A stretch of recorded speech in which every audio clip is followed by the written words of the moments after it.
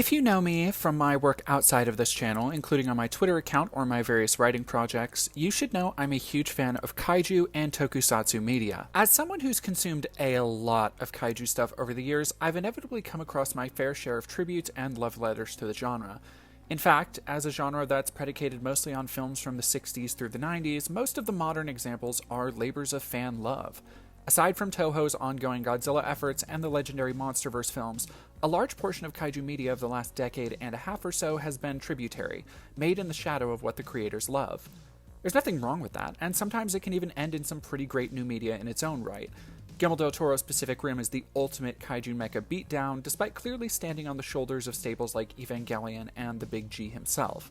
But what set Pacific Rim apart is that it didn't just reference or winkingly nod at the tropes of tokusatsu media and anime, but helped to deconstruct them, creating something new and interesting while still adhering to what fans love about the genre. It features strong human characters, unique world building, and subtle social commentary that doesn't overshadow the giant monsters punching the giant robots.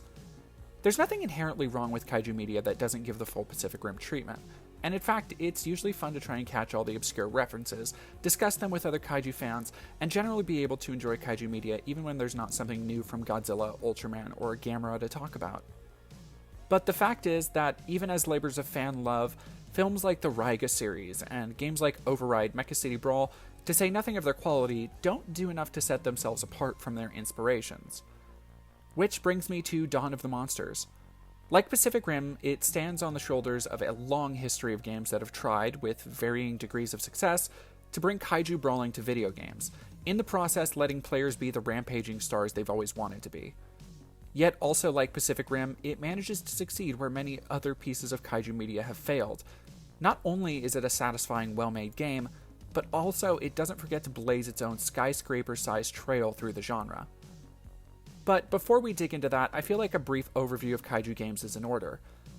Despite being a genre ripe for big-budget action films and anime, something about giant monsters has always eluded game designers. We've had a few Godzilla games here and there, but by and large it's rare to see any kaiju games. The SNK fighting game King of Monsters, which many people have fond childhood memories of, comes to mind, but aside from that and maybe the Pipeworks Godzilla trilogy on PS2, most of the games featuring giant monsters range from unremarkable to pretty bad. This creates a feedback loop where kaiju fans don't get very many games, so what games we do have we tend to overlook their flaws because it's all we may get. Godzilla 2015 is a prime example of this.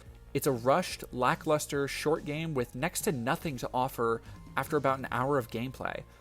But it's also the only console Godzilla game since the PS2, and with Toho pumping out an endless stream of mobile G-Fan cash grabs, that doesn't seem likely to change anytime soon. The dearth of kaiju games could have something to do with most of the games that have come out being pretty rough overall, but also because unlike many other popular fiction genres, it seems like nobody knows what to do with it. As an example, it seems almost instinctive that the first FPS games were set in wartime or alien settings. You have lots of bad guys and don't need a lot of dialogue. It makes sense. But what do you do with a kaiju game? Do you let players be the kaiju? I mean, a lot of the times that makes them the bad guy. How do we get across a story when the player is the monster and 95% of kaiju movie runtime is plot focused? Do we even need a story? Would somebody want to be a civilian? Dawn of the Monsters, from its very name to its premise, tackles each of these conundrums one at a time. In the process, not only making for a satisfying kaiju gameplay package, but a cohesive universe that, going back to the Pacific Rim comparison, feels thought through and considered beyond simply referencing the media that inspired its creators. It's immediately recognizable as influenced by SNK's King of Monsters, yet also more traditional games like Streets of Rage. The format of a game smartly eschews the traditional fighting game format favored by kaiju games, allowing for Dawn of the Monsters' world and story to breathe more dynamically through straightforward gameplay stages. Select one of 4 characters, each heavily inspired by various kaiju media. There's Megadon, the clear Godzilla stand-in, Ganera, the crustacean Gamera counterpart, Tempest Galahad, who's modeled after the mecha of Pacific Rim, and Aegis Prime, the Ultramanish kung fu superhero. Each of the characters feel remarkably different to play, from the lithe hand-to-hand combat of Aegis Prime to the more ranged attacks of Tempest Galahad. Though I found myself partial to the 2 kaiju throughout, charmed by Megadon's fire breath and Ganera's little buddy who could be called in at any time to assist. Each character has original moves like these, tailored to their different combat styles, including unique screen-clearing super moves. While they all have the same basic combo moves between special moves and the difference in their ranges, there's plenty to help separate each playable fighter. Dawn of the Monsters does a wonderful job of keeping players on their toes by slowly doling out combat mechanics like combos, specials, parries, and more, but also by leveraging a solid rogues gallery of suitably goofy-looking kaiju enemies. While the game is marketed as being manga-inspired, you can feel the love for the goofy rubber suits of Power Rangers and Ultraman in most of these enemies as well, and even the larger boss enemies feel like suitable homages to classic kaiju. The enemies range from standard brawlers to support types that will shield their allies, quick-running enemies that will charge across the screen, and bomb-launching enemies that can have their bombs picked up to attack other enemies. The wide variety also necessitates the player to sometimes change their approach. You may find one character better at handling a level over another. All of this depth, though fairly surface level, is aided by the game's light RPG systems, where various upgrades and additional abilities can be assigned between missions. These range from small upgrades to health or meter generation to glass cannon approaches that can totally change the way you approach combat with a character. All of this is to say that Dawn of the Monsters builds on a solid foundation of crunchy combat with plenty of variety, doing more than most linear beat-em-ups to keep players invested throughout their journey. At first blush, Dawn of the Monsters is similar to most other 2D beat-em-ups inspired by 90s classics.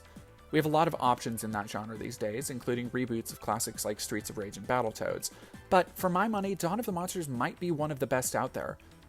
Partially because of the combat depth and replayability offered by the multiple distinct characters and the RPG mechanics, but also because it's not slavishly devoted to emulating the games that inspired it. Unlike many of the quarter-munching classics people loved in the 90s, Dawn gives players a lot of defensive options like blocking and parrying. The combat is also satisfyingly crunchy, and even other small gameplay touches like the constant crumbling buildings as you navigate the stages make for a wholly satisfying gameplay experience. But it wasn't just the gameplay that kept me coming back to this Monster Mash. Surprisingly, the story is wonderfully fun as well. The story is pretty by the numbers as kaiju media goes. In the tradition of Millennium Godzilla and Ultraman, the heroes are part of an anti-kaiju task force, though they also have two kaiju on their side, a mystery that is revealed as the story plays out. The characters, while cribbed from various tropes, are diverse, well-acted, and well-written. They each bring their own motivations and sacrifices into the story, with complicated pasts that are very dynamically revealed through the game's various cutscenes. You won't get any long-winded diatribes, but Dawn leverages its brief visual novel interstitials well, telling a story with fun characters who are all likable in their own ways, even when they're fighting and disagreeing. Dawn of the Monsters also doesn't skimp on the deeper aspects of kaiju media. It's well known that there's always been a political undercurrent to Godzilla and other kaiju series. The first Godzilla film was made as anti-nuclear parables, reflecting on the destruction wrought on Japan by the United States. While the Godzilla series quickly shifted tone to an ongoing collection of kaiju battles, it and other contemporaries have always kept one foot in the social commentary that birthed the genre. Dawn doesn't forget to explore political undertones that fit well within its universe, but also still feel modern. It's not just inserting an anti-nuclear or anti-pollution message as a hackneyed throwback. The various subplots to the story deal with corporate espionage, conspiracy, and governments defending massive megacorporations despite endangering the lives of civilians the world over. Like Godzilla v. Kong and Godzilla King of the Monsters, it's hard not to see parallels to modern society, even though these themes never overshadow the monster mashing. These themes of greed and the corruption of capitalism and the effect it can have on the environment and lives of regular citizens aren't new to the kaiju genre. See Godzilla vs. Mothra or Godzilla vs. Hedorah for more information. But the way Dawn centers its story is uniquely modern. Despite the pulpy comic book format and colorful backdrop, the game brings up interesting questions that linger with the player. Plenty of concern is paid by the characters to civilian populations, with many of the main cast having experienced traumatic kaiju battles that have left them scarred. The game also allows players to invest in the world building and story with optional cutscene conversations between missions, and detailed enemy and lore dossiers that are unlocked through progression. These elements provide a solid foundation for investment in this world and the characters that inhabit it. Having giant monsters punch each other around is always cool, but having the story pay attention to how the aftermath of those battles affects regular people was pretty unexpected. And when you combine all the aspects of the story together, the likable characters, the espionage and conspiracy, the subtle social commentary, and wrap it all in a bright, colorful beat-em-up, you get the full picture of what Dawn of the Monsters really accomplishes. Dawn could have easily been just simple beat-em-up mechanics with a story ripped from classic Godzilla tropes and barely any writing between levels and called it a day. It would have still been a pretty good time, but the developers aren't satisfied to rest on those laurels, and they don't want to just regurgitate tropes. Like Pacific Rim, they want to deconstruct them and reassemble them into something recognizable, though unique. I should say that Dawn of the Monsters isn't above being chock full of references to other media. Character names, enemy types, and various events all echo fan-favorite iconography kaiju connoisseurs will recognize. This is especially true of the varied colors that can be unlocked for the playable characters, which directly reference Gundam, Evangelion, Pacific Rim, Kamen Rider, Gamera, and many, many more. But much of these references fall to the backdrop, like an I Spy for eagle-eyed tokusatsu fans to notice on their second or third playthroughs. The game as a whole isn't focused on standing in the shadow of other kaiju stories, but by crafting its own, in the process standing on its own as a gleeful celebration of the genre.